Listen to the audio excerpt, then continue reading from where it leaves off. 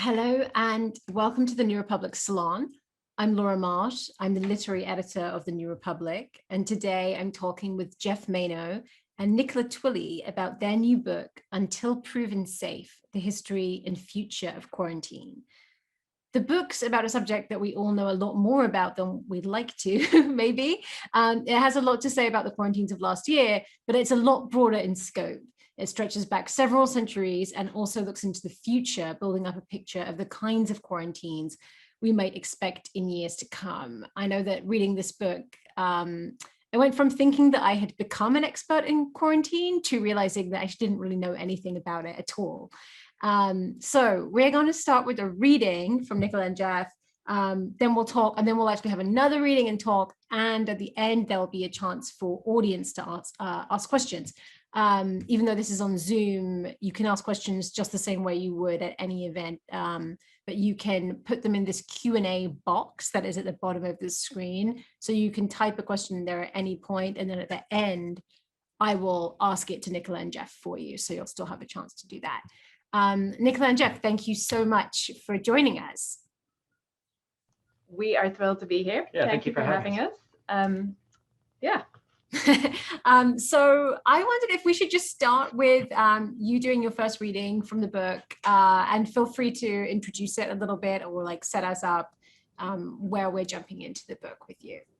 Great. So I'm going to read the first mini chunk, and it comes from a chapter where we're exploring really what the lived experience of quarantine is, the logistics, where people quarantine, what it feels like while you're doing it. And one of the people who's mentioned, first of all, is a guy called Marty Citron, Dr. Martin Citron. At this point in the book, you've met him a few times. He's sort of a poster child for quarantine. He is the director of the Division of Global Migration and Quarantine at the CDC and has spent sort of more than a couple of decades trying to understand if quarantine really works, trying to understand how to make it work best, how to update it. He rewrote federal quarantine regulations. So he's all over quarantine, and we had spoken to him many times over a period of years before the pandemic. And then this little chunk starts with us talking to him around about last November, last October, something like that, yeah. And talking about what had happened during COVID. So I felt like an expert when I talked to you before, said Marty Citron, but now I realize how much I had to learn in the actual use of quarantine. Before COVID-19, Citron had spent more time reading, thinking, and talking about quarantine than any other public health official we met. No one should have been better prepared for his challenges and compromises. Yet when we spoke to him a few months into the coronavirus pandemic, even his laughter sounded anguished.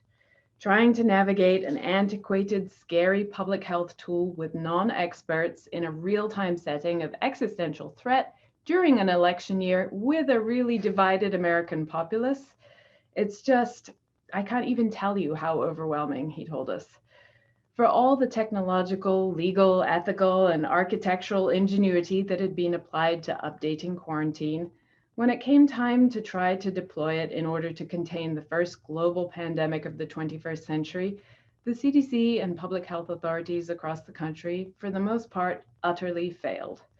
The virus itself did not make the challenge easy. Its airborne mode of transmission and asymptomatic contagiousness made COVID-19 both fascinating, fast-moving, and insidious, as Citron put it. The CDC's own widely publicized failures to implement fast and accurate testing allowed the virus to spread through the community to the point where the only options for containment were large-scale quarantines or lockdowns. Many of the reasons that the United States in particular struggled to control the spread of COVID-19 were quite predictable. Indeed, most of them had already been outlined by public health scholars.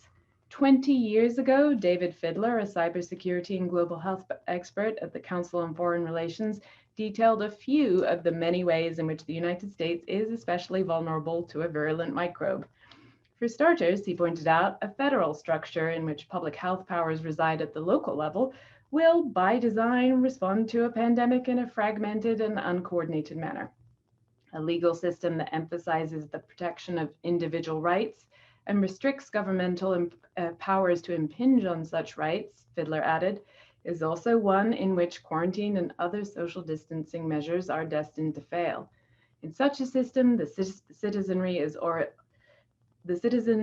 always wary and skeptical of government incursion on its rights, creating a climate of distrust that works against governmental efforts to contain an epidemic. The United States has neglected its public health infrastructure for decades, Fidler continued.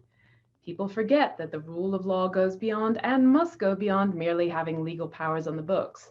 The legal power to act in the public good must be supported by resources, personnel, training, and equipment to undertake effectively the legal authority that exists.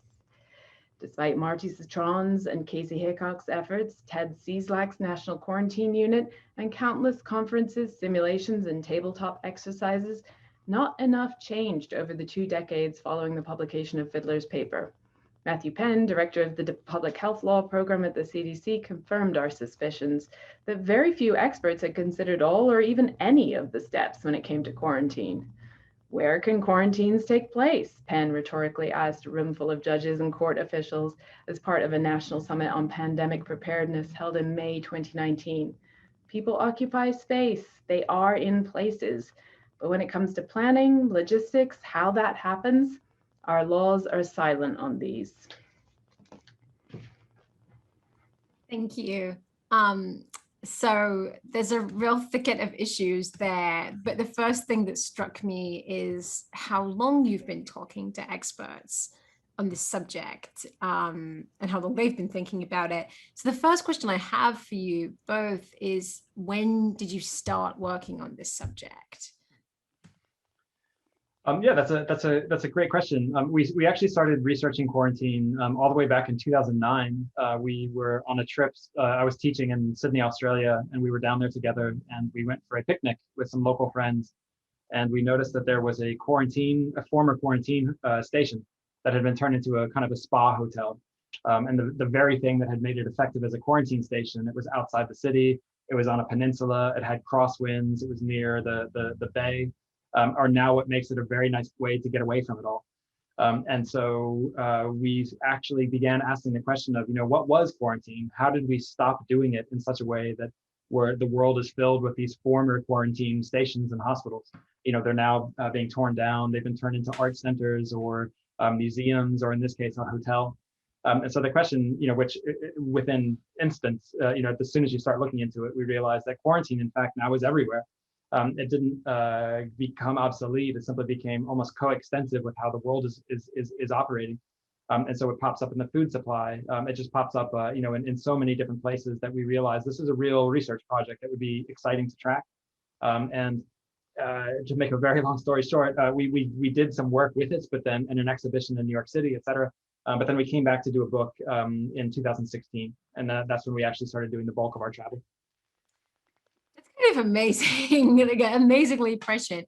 I mean, for one thing, I think you guys did what most of us don't do, which is that you noticed what was actually around you, and instead of just thinking that's a nice building, try to find out about it. But what was it in 2016 that made you think this is something that would be that people would be so interested in? Because now I see your book and I'm like, of course, this is a very, very relevant topic. But what made you think at the time, like, oh, this is something that people should know about? Like, did you think that there was the potential for a mass quarantine of humans when you started writing the book? Or were you more focused on those other quarantines you're talking about, like quarantining plants, the quarantining animals, which we have, I think most people are sort of dimly aware of? Yeah, I mean, I think we became more and more aware, the more public health officials we talked to, that in fact, quarantine was on its way, that many of them thought we were entering a new era of pandemics, and with it, a new era of quarantine. And so it seemed like one of those things, the same way that you hear, oh, AI is going to transform our world, or big data is going to transform our world. To us, and I think in part because, when we were researching this for the exhibition, we'd set up sort of all these contacts and Google alerts and things like that. So we kept sort of in the loop. And we kept thinking, this is a big deal. This is coming, this is happening, and no one's talking about it. And so that's what made us think we need to come back to this. And also, I think, it's just such a, even if a pandemic hadn't happened, which, we would have been as grateful as the next people not to have COVID-19.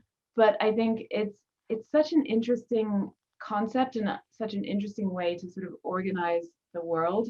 Quarantine, it's different from medical isolation. The whole point is it's about the state of uncertainty where you don't know if someone is infected and dangerous or not. You have to wait and separate them until they're proven safe. And so it operates out of uncertainty. It operates out of the sense that you might not even know what's inside you yet, and you have to wait for it to be revealed. It operates out of a completely different paradigm to the rest of Anglo-Saxon law, which is innocent till proven guilty. This is dangerous until proven safe. And so all those aspects of it made it just really seem meaty and something we could dig into in at book length. And I'll just say really briefly too, I mean, one of the funny things is that prior to COVID, we actually sold the book. So our contract actually is for a book called The Coming Quarantine. Because our idea was that this is going to happen. That diseases are emerging all over the world through disrupted landscapes and factory farms, and they're getting onto cruise ships and they're getting onto airplanes with the people who are hosting them. And quarantine is going to be the one thing that can actually protect us from these diseases, because we don't really know how they're transmitted. We don't have vaccines or cures for them, and so quarantine is going to become much more important. So as soon as COVID-19 hit, and our editor was knocking on our door to get the manuscript, we realized we had to change the title, and thus it's no longer called The Coming Quarantine, which has now arrived. I mean, so when parts of the book do discuss various forms of quarantine that happened before COVID, one being quarantines that people who had been out in West Africa working with Ebola patients had to endure when they came back to the US. So there were these quarantines for small groups of people before then. When you were researching the book and thinking about those quarantines, what were your thoughts? I mean, how promising were those efforts? That's a really interesting question. And actually the National Quarantine Unit, which I briefly mentioned at the end of that reading, it was the first new federal quarantine facility built in more than a century.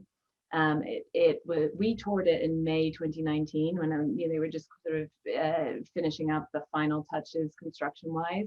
It opened its doors in January 2020, astonishingly. But that unit, you think, oh gosh, that's really well timed. It has 20 beds, and it was built in response to Ebola, basically. The idea was that, quarantine is going to be this thing that we use for volunteers, or maybe even, Americans of Liberian or Sierra Leonean descent, to bring these scary diseases back with them, and we can contain them in this unit.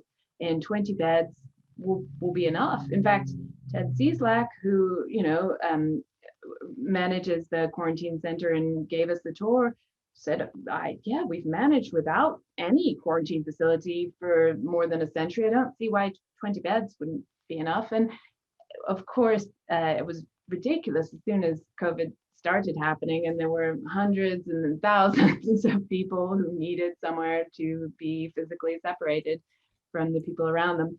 But this is the thing that we saw again and again in the history of quarantine, is people build for the last pandemic. That's what you're thinking of when you're thinking of a model.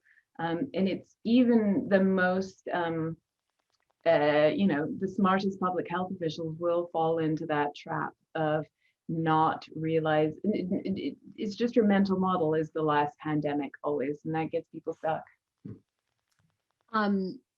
It's interesting that they were thinking about quarantine being used for these highly infectious, highly deadly diseases like Ebola, where even though it's very deadly, you can tell if someone has Ebola and you can avoid them, unlike with COVID, where you don't know for so long. What would it have meant to be prepared for COVID, to be prepared for quarantine? Because you wouldn't prepare by building quarantine facilities for 300 million Americans. I mean, you could, I mean, Maybe you could. Political scenario, but certainly I feel like there are at least a couple ways to respond to that type of scenario.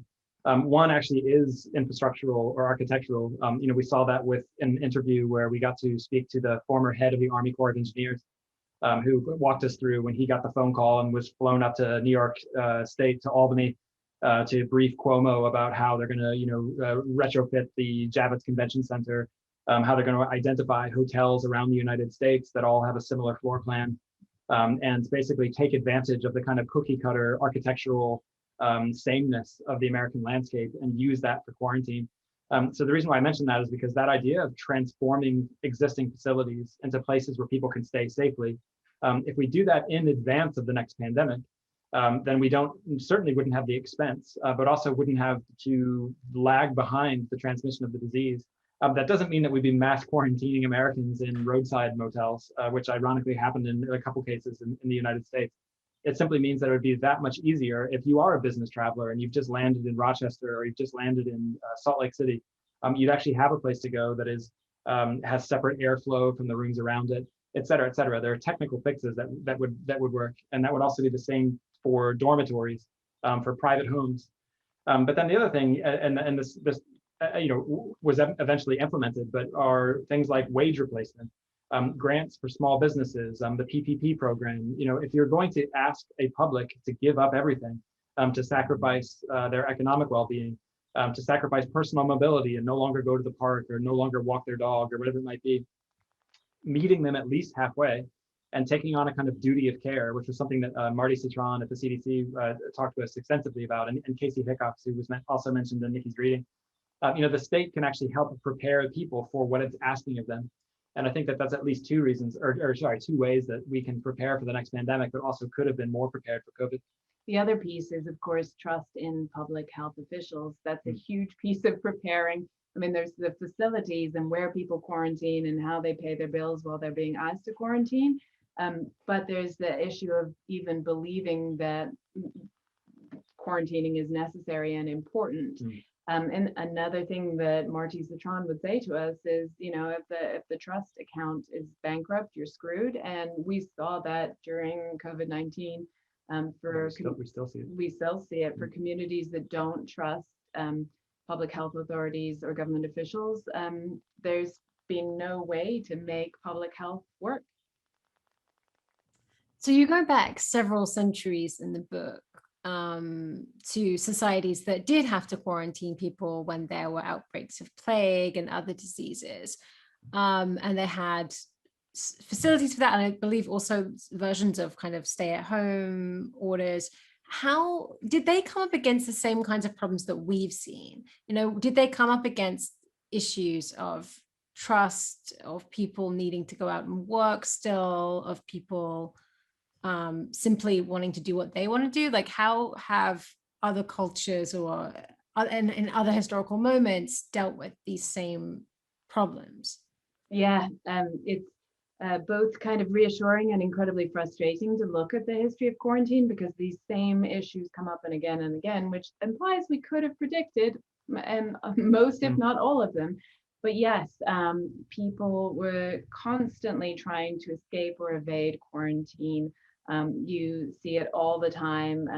They had to post guards and send out ships to prevent people from swimming away from these quarantine islands and so on. So that's constant. People were frustrated at being kept in quarantine. There's a famous line of a Byron poem that's even about how annoyed he is to have to be in quarantine. And merchants were complaining that other people were getting a jump on them, selling their merchandise. They could have done these deals. Now they're stuck in quarantine. They can't do anything. That kind of frustration is all there. Since the start of quarantine, there's been inequality in who's most exposed to risk. So in Dubrovnik, which was where quarantine regulations were first ever put in place in 1377, there was also the first sort of iteration of the essential workers, people who were poor, essentially, and had jobs like grave diggers and laundress and things like that.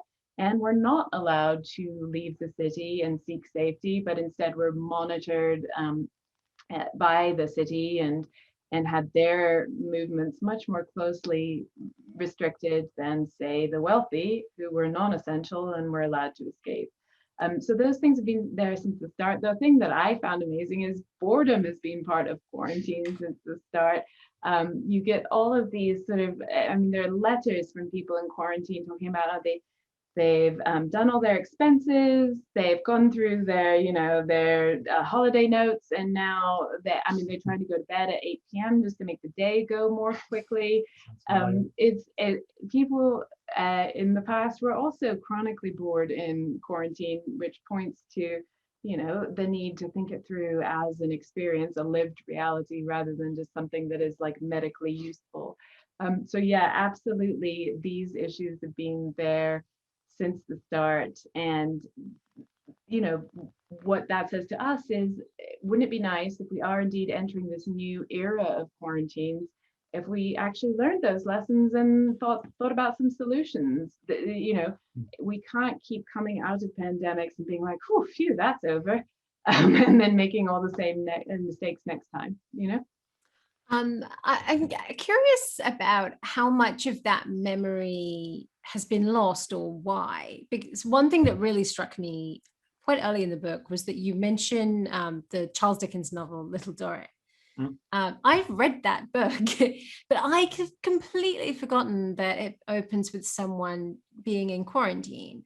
I think I probably just never registered that detail because I didn't really understand what quarantine was. I think it probably went into the same part of my brain as like when someone produces a pocketbook or some other like arcane item in a novel, and you're like, oh, that's a thing from the past, we don't have anymore, but I can still understand like basically what's going on.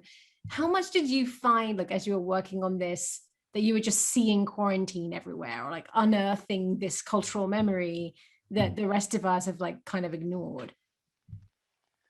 Everywhere. It's not taught. Yeah. Well, yeah, no, I think the research and travel and writing experience was certainly a constant feeling of discovering quarantine under every rock and behind every door. But I think some of the reasons why it disappeared from cultural memory and just kind of became brushed under the carpet, to get another metaphor in there, is that basically there's a lot of reasons for that. But to use an architectural example, when we traveled around Europe and we're going around the Mediterranean and the Adriatic and visiting old quarantine stations, most of which were in a state of ruin, it was remarkable just how even few of those were still around. For the most part, quarantine stations, because the pandemic that they were built to serve is no longer affecting the populace, the quarantine station is demolished. That, or it's turned into something else, or interestingly, quarantine also took place in temporary structures. And so, they would build a temporary wooden hut, near the port or on a beach or on an island. And then once the disease was gone, authorities would burn down the facility as a kind of last ditch disinfection measure. And so what that means is that there's not a lot of like quarantine fossils in everyday life. So we don't necessarily see quarantine. I'll just say very briefly, sorry, that I just want to say something about quarantine fossils too, because Venice, the city that had the first quarantine facilities in the world, and those places are still standing just.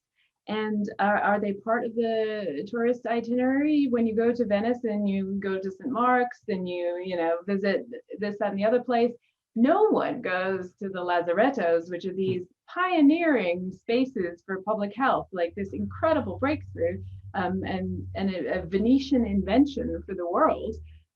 Completely, we had to ask the ferry to drop us off there specially, and the guys were like, what are you doing? There was just a locked gate at the dock, and they sort of waved goodbye.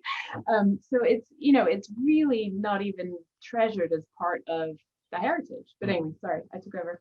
Oh, no, not at all. But also sometimes we notice that if you look at street names down near ports of cities, both in Europe and even on the east coast of the United States, there's often a quarantine road, or there is a Lazaretto road, or boulevard, or that kind of thing. And so you can imagine what the purpose of that would have been. And I think that's quite interesting as well. And then just very briefly, finally, I'll say that I think another reason why quarantine disappears is that people want to forget it. It's not exactly like this was a great time we all had together. And so we want to reminisce about quarantine or talk about it. And I think that that's one of the mistakes we hope at least our book can help address and prevent this time. Now is such a good time, now that more than half of the world's human population has been in quarantine, lockdown, or social distancing. Now is the time to talk about this, to make sure we do it right the next time and not just forget it and treat it like something in the past. And so that's something that we're hoping actually going into the future, this will become a topic that we can help get right the next time. Do you think of the sort of like professional pandemic planners, pandemic preparedness people that you were talking to for so many years, did they have this history in their minds, or is it much more like data driven, looking at the new science? That's a great question. Yeah, I mean, I think for most public health officials, it's much more data driven, and they aren't looking at the historical lived experiences and what the record can tell us there. Marty Citron, to come back to him again, when he first started at the CDC and he was, made head of the Division of Global Migration and Quarantine, he proposed changing its name and getting rid of the word quarantine, because again, he was like, this is medieval, outdated concept. We're future facing, etc. Then while that sort of suggestion was making its way through the bureaucracy, he actually decided to look into quarantines past and see if maybe they did work. And so he went to the one, which is really one of the only ones that we have actual data for, which is the 1918-1919 flu, and looked at various different cities and what kinds of measures they took and when, and how you can sort of see the impact of those measures on hospitalizations and deaths, etc. It was doing this research in partnership with the historian Howard Markel that Marty actually came up with the phrase that you heard everywhere this time last year, which was flatten the curve. And he noticed that, which measures when flattened the curve, and that quarantine actually worked. And so then his next question was, well, can we update it to make this medieval tool actually fit for purpose in an era where we do have, individual civil liberties and a sense of what our rights and freedoms are. And can we make it acceptable to the population? And I think, the efforts to do that are at the federal level, they had got somewhere, but at the larger level of what this looks like when you have a population scale lockdown, no. Well, I know you have another reading, so maybe let's go to that and then we'll do more questions. Sure.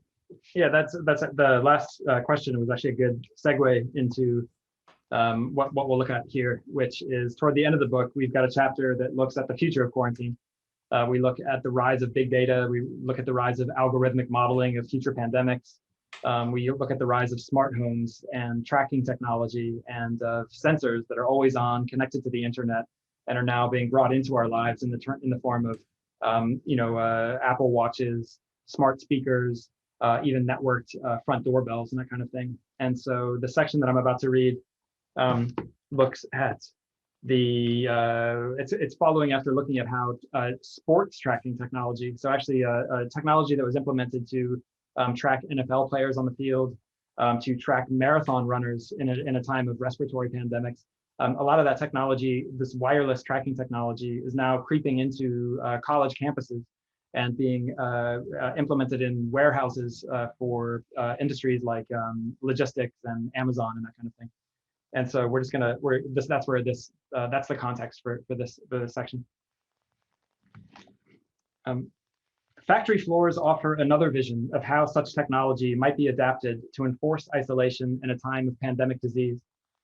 In June 2020, Amazon debuted hundreds of distance assistants, AI-powered workstation screens displaying real-time security camera footage of warehouse employees. If two workers were seen walking or standing too close together in violation of social distancing rules, red circles would appear around their images on screen, warning them to back away. Nothing is more important than the health and well-being of our employees, the company wrote in a blog post, and we'll continue to innovate to keep them as safe as possible. This broad turn toward passive tracking technology has been motivated in large part by the sheer difficulty of performing rigorous contact tracing in densely populated, highly mobile environments. the hope that contact tracing could happen automatically without sending teams of interviewers out with exhaustive questionnaires has inspired dozens of ambitious efforts all over the world to develop methods of flagging at-risk areas and notifying people before they enter them. In South Korea, commuter rail passengers received smartphone warnings that someone in the town ahead had tested positive for COVID-19. In Shenzhen, China, a health tracking program within the hugely popular WeChat communication app began mapping infected neighborhoods based on existing caseload data. As one Shenzhen resident explained to Reuters, seeing the map is a psychological comfort. You can't guarantee there won't be fresh cases, but you can avoid an area that's already hit. Around the world, in an effort to reduce crowding and thus opportunities for infection, internet-linked QR codes became a kind of solve-all for allowing certain people onto public transportation or into bars and restaurants, even barring suspect individuals entirely. Through the use of these sorts of technologies, quarantine and isolation can be detached from a specific location or a dedicated architectural structure and pushed out across the broader landscape. A parallel city can be carved out of the existing one by simply limiting people's access to it, not in space, but in time. Potentially infected people can still go out and shop, in other words, but only between certain hours or on specified days. Such restrictions already exist in the form of license plate readers and congestion charge programs, limiting who can drive into a city on particular days of the week. That these same initiatives will soon be given medical justification in a world increasingly subject to globally transmissible pandemics with no vaccine or cure seems inevitable.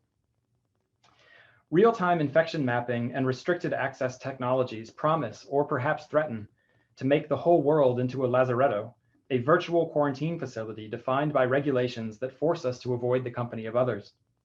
Over the 600-year experiment in preemptive detention that is quarantine, the state's capacity for identification and tracking in time has become at least as important as its ability to hold someone in space. In the coming quarantine, you will be able to go anywhere, but you will be watched, measured, and diagnosed the entire time. In this pervasive yet invisible 21st century lazaretto, the dominant atmosphere will be one of managed insecurity. You might always be infected and infectious. You might always be at risk and a risk to others. At any moment, at the flip of a switch, your world will simply go into quarantine mode. I don't know whether that would be a relief or whether it sounds like a kind of dystopia. It poses so many questions because what we've all just experienced has been this like crude version of a quarantine, which was just that everyone in certain areas were told stay at home, except for essential workers. And then at the other end of the spectrum, you have this like highly technologically enabled, like specific and dynamic version of quarantine. From the people that you spoke with who've presumably been considering various scenarios, like how, first of all, how feasible do they think something like this would be?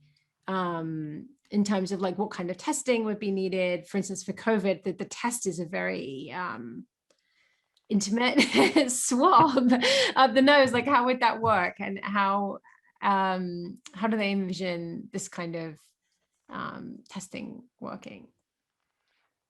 That's a great question. I mean, right now the test is that, but MIT researchers have a patent on an AI system that can acoustically detect COVID-19 based on your cough. So if you had a smart speaker in your home, which many Americans do these days, Alexa or Siri or whatever you call it,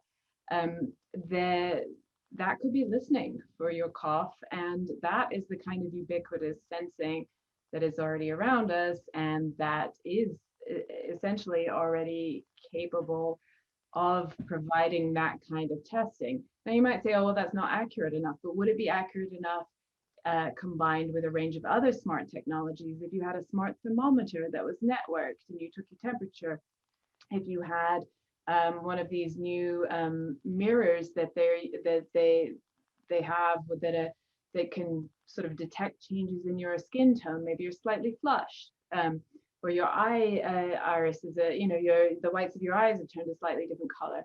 That again, that kind of thing could be tracking you in real time. And if it all added up, maybe you're Google searching, why can't I smell anything anymore? If it all added up and all that data was being joined together to, the same company that then owns those might own your smart home security system and might simply lock you in. So it's not as impossible. All of those pieces of technology exist right now. They just haven't been joined up in that way for that purpose. So none of those are fantastical future flying car situations. It just hasn't been done in that particular way. Yeah, I think I would add to that, and I agree with what Nikki just said, but I would also add that I think a lot of this stuff is going to be implemented very slowly and not necessarily in the name of quarantine. And so, we've already, or not in our case, no, but many people have already welcomed, smart speakers into their homes that are listening to see if they want to change the music or turn the television on. And the idea that would then have a medical function in the near future actually not only seems inevitable, but is now already happening. We talk about an Amazon patent in the book that precisely does that. And then we mentioned in the book, like the congestion charging, that can so easily just simply be turned into a quarantine tool. And so many of the things that Nikki's talking about, are going to appear and just become part of the everyday technical fabric of how we engage with the world.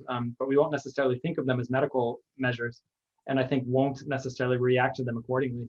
And so, I think one of the things that will be interesting to see is if we wake up 10 years from now and we effectively live in what we were just describing as quarantine mode.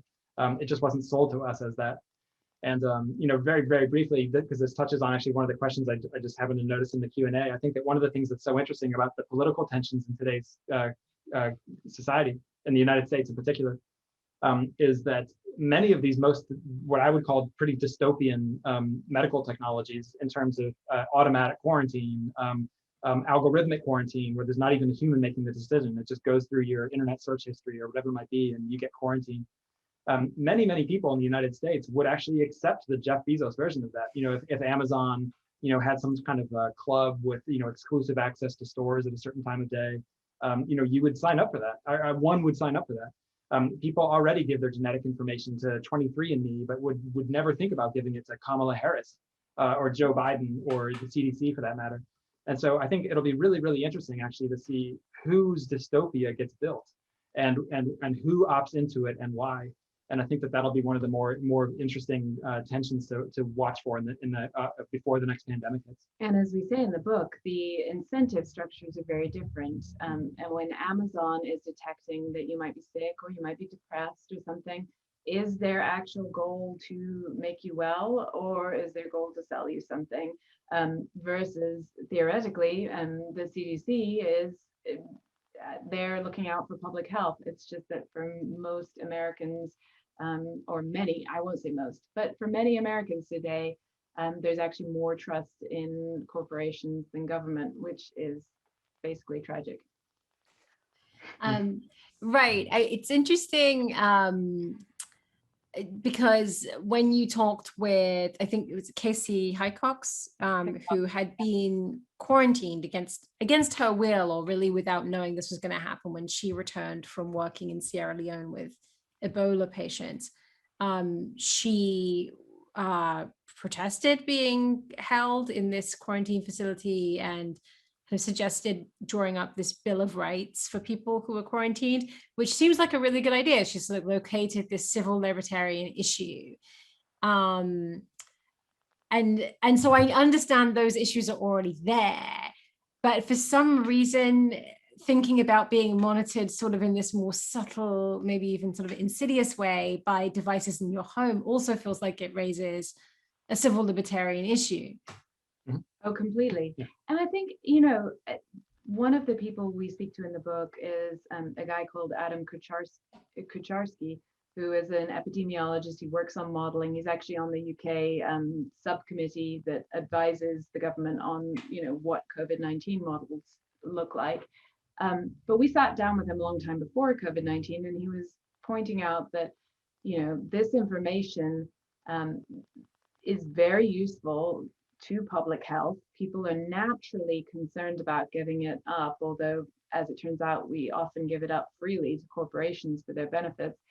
But that there is a way to, ask permission, not for forgiveness, involve people in discussions, even create benefits for people to sharing, anonymized health data, so the public health officials can be as effective as Amazon, crying out gently, and do that again. Think that through in advance, so that public health officials aren't working sort of blinded while corporations have more data and are not necessarily sharing it or using it effectively. So I think that was a really, he was saying these are the conversations we need to have now. These are the, involve people in the research, involve people in the data sharing and what is done with that data.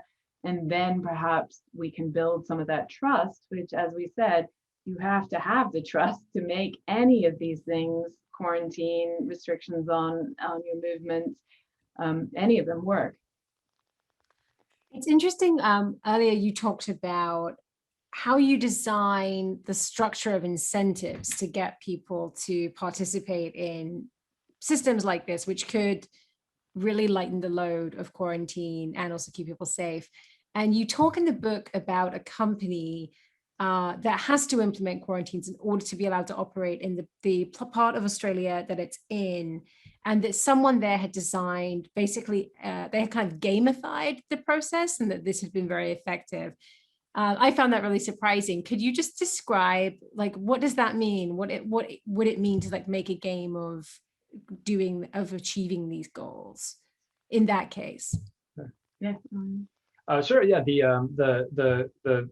The corporation unnamed here is actually Chevron, the energy giant, and they wanted to get access to natural gas that is underneath an island called Barrow Island, that's off the northwestern coast of Australia, but is a very pristine ecosystem and is kind of like what Australia was, 5,000 years ago.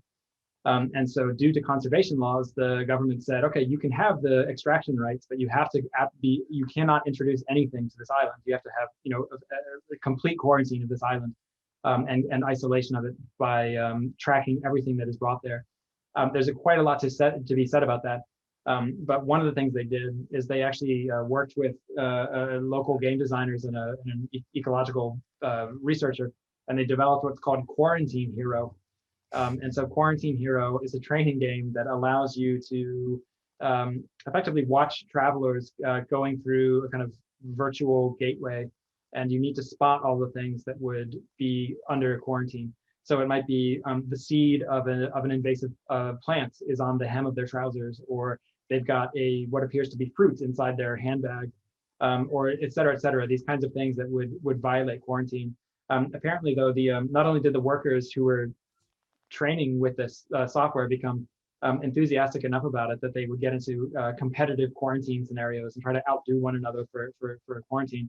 But also the Chinese government actually commissioned its own version of Quarantine Hero for border inspection personnel to use for people coming into the nation of China. So although that doesn't specifically address like the overall global gamification of quarantine, that's the specific Quarantine Hero thing that you referenced. But I think the larger point is really valid, and that's why we bring up this example, which is an ecosystem quarantine rather than a human quarantine. But why not do that at the human level? We already have behavioral experts and psychological nudges that we know work. This is why, you get rewards when you go to every time you check in at the gym from your health insurance company and things like that. Can you earn points for quarantine? Can you, can you gamify it? Can you get rewards? Can you make it a communal experience that connects people even though they're isolated? All of the things that we know people respond to and are motivated by. But no one has really designed quarantine from a psychological behavioral point of view. Even that resistance, like, oh, I don't have a choice, I hate that, I'm being forced to quarantine. Well, if you gave people a choice in how and where they quarantined, it at least feels like a choice. And the boredom researcher we spoke to for the book suggested this and said, we do this all the time with toddlers. We say, would you like an apple or would you like a banana? And it gives the toddler, I'm not comparing the American populace to toddlers, although maybe I am. I think she is. But the point is they're going to eat their fruit anyway, but now they feel like they chose their fruit. And so I feel like there are, people who are experts in making people want to do things. America's filled with those people. They're just not working in public health. And yet quarantine needs that kind of design to work. And I Do think, you have some, oh, go ahead. Well, I was just going to say, I think in addition to that, I mean, it's being gamified already. We just don't use the term in this case because it's inadvertent and it's kind of a passive process. But I feel like, for example, we've been looking at going back to the UK to visit Nikki's parents, and there's so many differential rules for whether or not you had the Pfizer vaccine versus, say, AstraZeneca, whether or not you had that vaccine in a foreign country or whether or not you had it in Britain, and of course, here in California, masks until recently were when the mask mandate went back. They were optional for the vaccinated and mandatory for the unvaccinated. But so tiny little shifts like that are kind of already incentivizing certain behaviors, but also kind of gamifying it in the sense that I'm sure speculatively you could imagine, an underground market and trying to get certain vaccines because that's the only way you can get into, say, Italy for a business deal, or that's the only way you can visit China. So I think that kind of thing is certainly on the way and arguably already here. And why let it be misuse only? Why not design it in for positive nudges rather than just trying to evade and dodge and get around, Yeah. So do you have some optimism that next time we'll be more prepared? Because a lot of the things you're describing, like setting up positive incentives or setting expectations so that people know from the beginning of a pandemic, if I do have to go into lockdown, I will receive, furlough pay, or all these things that were completely unclear at the beginning of the pandemic we've had, and where policy was always playing catch up. We're always waiting for Congress to vote on some bill that was at like the very cliff. Do you think that there's some chance that for governments in general to prepare people better if this has to happen again? And I mean, if this has to happen again in a completely new pandemic. So let's imagine several years from now when we're behind this. I think it will have to happen again in a completely new pandemic. I think governments could prepare for it better, and it would save a lot of money in the long run. And I'll just be the pessimist in the room and say that I don't think they're going to. But I mean, even now we're seeing it's not like the CDC is getting this massive influx of funding, far from it, post-pandemic. So, does government have the creativity and will to do this? I'm not sure. I wish it did. It's never the only crisis we're preparing for. But it is a very predictable crisis. And I think one thing I'm always reminded of is Japan, where they know an earthquake is coming, and they really, okay, Fukushima aside, but every elementary school kid goes on a trip to an earthquake simulator and practices. There's just much more awareness as opposed to, say, California, where an earthquake is coming and most people don't even have the basics of an earthquake kit, let alone some like bottled water in the house. So I don't know. It should be something we prepare for. I wish we would. Yeah, and I guess I would just say I hope people, and I don't think they will necessarily, but learn from this to vote for the right politicians who are actually oriented toward governmental expertise and competence and science-based decision making, as opposed to a party based entirely in popular resistance. I think that would go a long way toward helping be ready for the next pandemic. But governments definitely have seen something that they should be scared by and that they should be preparing for the next time. I think, though, at least in the U.S., the bulk of the responsibility is on us. It's on everyday individuals, and being prepared the next time, I think, is something that we also, just for our own well-being, need to not necessarily trust that the next administration or the one after that is going to have our backs. That's not, generally speaking, my political philosophy, but I just feel like it's so obvious that we need to prepare and take care of ourselves so that when the next quarantine comes, we are ready for it. We have whatever it might be in our homes, or we have access to cultural and personal and emotional networks to help support us. Okay, so some optimism and some caution there. There are actually quite a lot of questions here for you. We have 10 minutes, so I'm going to try and get through as many of them as I can. Okay. The first one is, were there any quarantine sites that were difficult to access for the research? Oh, I mean, yeah, there were some for unexpected reasons. I mean, there was a terrifying moment when we had flown to Malta to see what was at one point the busiest quarantine station in the world. The British Empire sort of outsourced it, all its quarantine to the island of Malta, rather than do it in-house, as it were. And so Malta was this mega quarantine station, and we've flown there. It's ruined now. There's some complex redevelopment project that seems to sort of be on hold, but we had managed to arrange a visit. It's off limits. We were told that the site was dangerous. Parts of it were crumbling. We weren't told which parts, but we had a guy who was, going to take us in there. And he brought the keys. We met him, unlocked the first two gates, and then at the third gate, his keys, for whatever reason, didn't work. Either the lock had rusted, or he just couldn't get it open. And we had to climb over that chain link fence and the next one, and then run around this. And he stayed there so that if anyone came along, he could explain what was happening.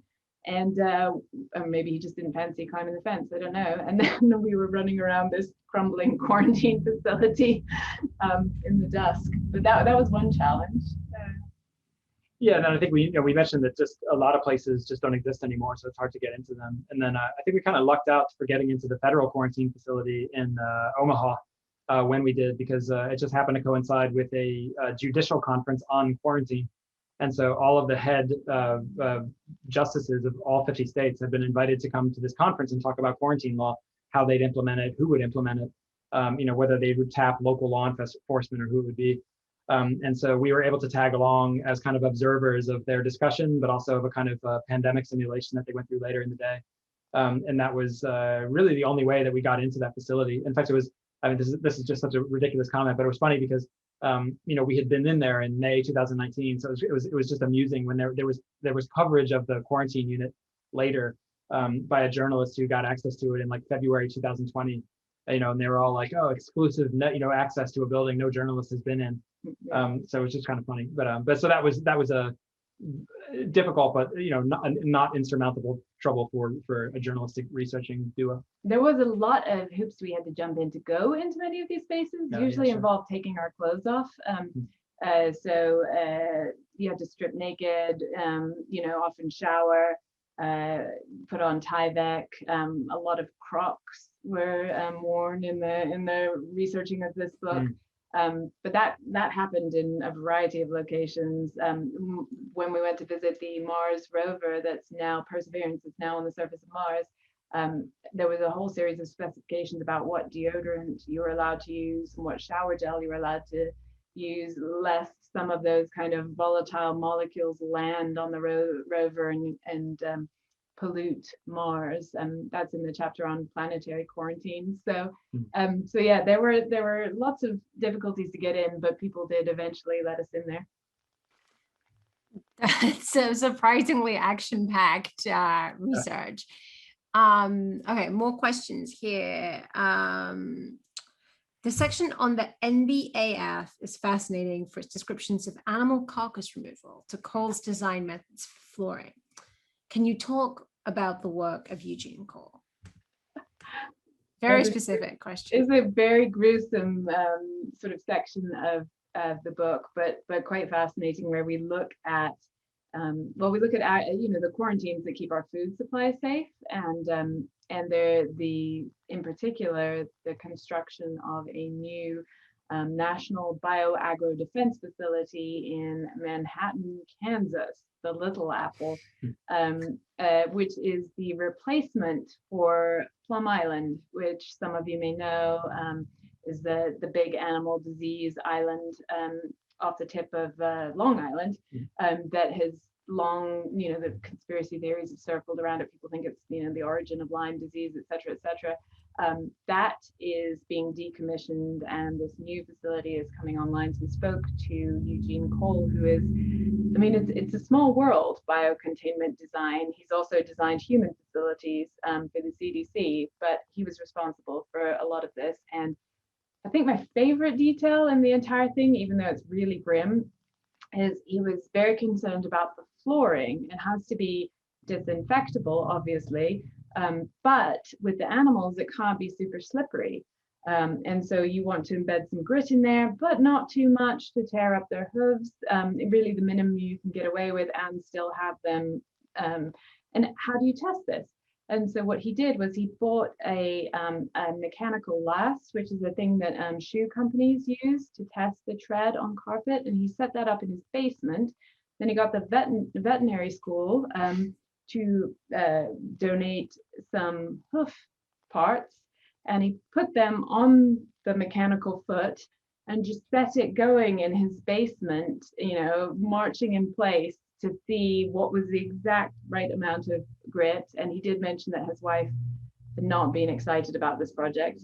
But he also was very proud of it because he arrived at the exact right amount of grit, and he's hoping to have it enshrined as a new biocontainment standard. And I thought he was a lovely man and very enthusiastic about this, but also, I mean, he admitted this, you do have to sort of be slightly obsessive compulsive to do this kind of containment design because it does require thinking about everything. Yeah.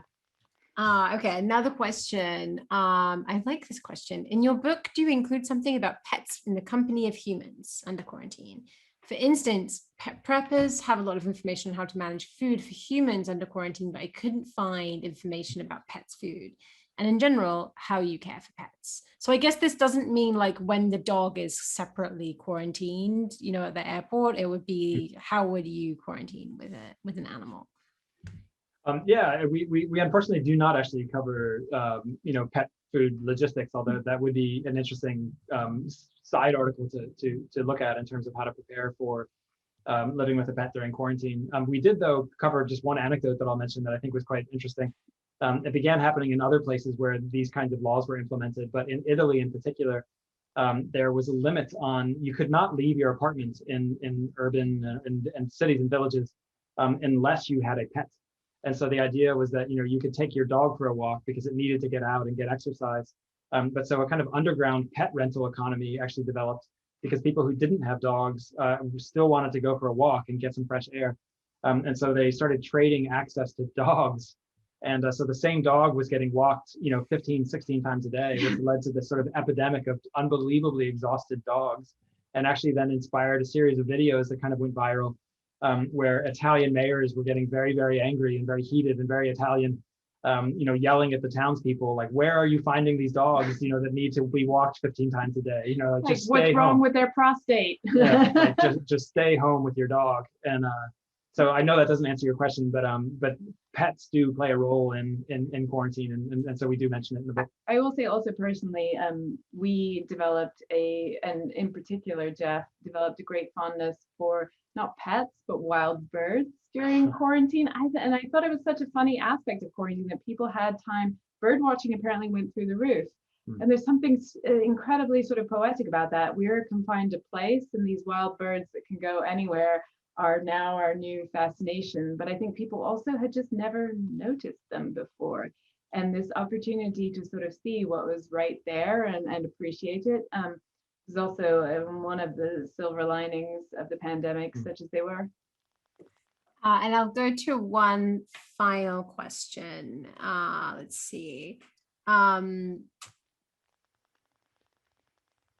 Even with all the new information we have about viruses and quarantines, how good can it be if people refuse to get vaccines, wear masks, or even go into quarantine? Well, yeah, that's the kind of fundamental existential question that I think we are confronting. You know, if people won't participate in public health, then you can't, or participating in the public, then you can't have freedom from diseases or freedom from pandemics. And it's a very good question, because I don't think we have the governmental route forward to answer that. I don't think we have policies in place to, you know, we're beginning to see how, you know, the NFL, for example, had an interesting response, which was to make a long story short, if a team has an unvaccinated player and there is a COVID outbreak, then that team has to forfeit the game that it was going to play as a loss. So the idea is that it will be punishing teams that have unvaccinated players. This is on you. You have to take responsibility for this, and your lack of concern for the health and safety of other people is going to have effects, and it's going to affect your life negatively. And then there's the UC system, the University of California system. Will only let students back if they've been vaccinated. France did this on a major scale, where they were, lots of places were going to not allow unvaccinated people in, and there was a huge uptick in vaccination rates. So, there's a lot of thought that this shouldn't be punitive and so on, but if again, it's a question of incentives. If there's no incentive to get a vaccine, and you don't feel the sense of responsibility, and you don't see a risk to yourself because you perhaps don't understand the science, then why would you do it? There need to be more sort of nudges built in. So yeah, but it is, it can't, we say in the book, there is no such thing as public health without a public, and unless we have a sense of responsibility to each other, quarantine is an act of self-sacrifice for the public good. It's a heroic act. It feels really boring and annoying, but it's heroic. And it's just not understood that way in America right now. It needs a rebrand. Thank you so much. So that is all we have time for. Thank you so much, Nicola Twilley and Geoff Manaugh, for talking to us. The book came out last week. It's called Until Proven Safe, The History and Future of Quarantine. Yeah, thank you very much. Good night.